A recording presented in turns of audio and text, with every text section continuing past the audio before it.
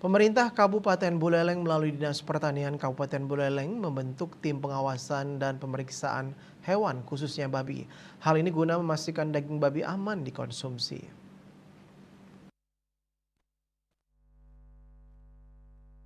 Kepala Bidang Kesehatan Hewan Dinas Pertanian Kabupaten Buleleng Made Suparmo mengatakan, tim pemeriksaan telah dibentuk sebanyak 10 orang dengan melibatkan dokter hewan di pusat kesehatan hewan di masing-masing kecamatan. Tim ini nantinya akan berfungsi melakukan pengecekan kesehatan sebelum dan sesudah dipotong. Pemeriksaan ternak babi dijadwalkan dengan tim yang dibentuk sebanyak 15 orang.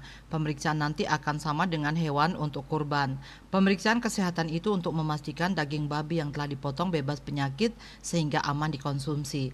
Pemeriksaan ini akan dilakukan dengan cara pengambilan sampling di masing-masing kecamatan.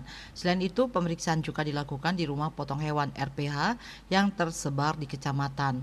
Pemeriksaan dilakukan mulai tahap antemortem atau sebelum pemotongan, seperti pemeriksaan kesehatan babi dan kebersihan kandang babi.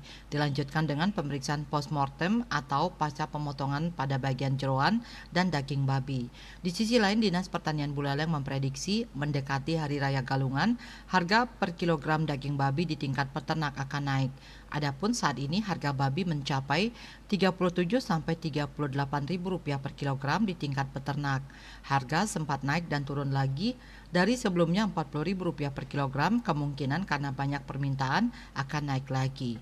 Yuda melaporkan.